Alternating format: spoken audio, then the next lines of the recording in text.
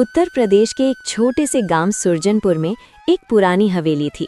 लोग उसे काली हवेली कहते थे कि वहां से रात के समय अजीब आवाजें आती थीं, कभी रोने की, कभी हंसने की और कभी किसी के कदमों की। गांव के बच्चे उस हवेली के पास जाने से डरते थे, लेकिन 16 साल का आरव अलग था। वो निडर, जिज्ञासु और थोड़ा जिद्दी भी था। उसकी दादी हमेशा कहती, बेटा, उस हवेली में मत जाना, वहाँ सिर्फ अंधेरा नहीं, कुछ और भी है। पर आरव के मन में सवालों का तूफान था।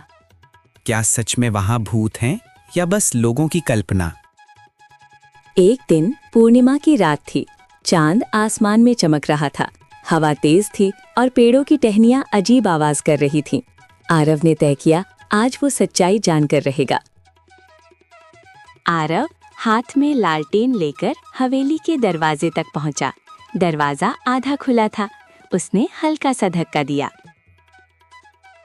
अंदर घना अंधेरा था। दीवारों पर पुरानी तस्वीरें टंगी थीं।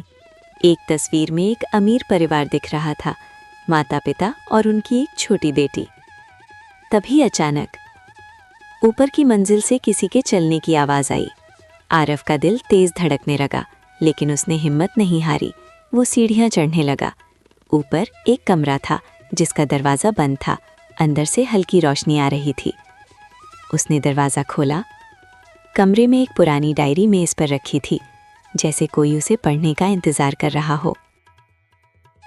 डायरी उस घर की छोटी बेटी नंदिनी की थी। उसमें लिखा था, पापा ने उस गुप्त कमरे का दरवाज़ा खोल दिया है। उन्हें नहीं पता कि वो दरवाज़ा कभी नहीं खुलना चाहिए था। आरव के हाथ कांपने लगे। अचानक कमरे की दीवार हिलने लगी और एक गुप्त दरवाज़ा खुल गया। अंदर से नीली रोशनी आ रही थी।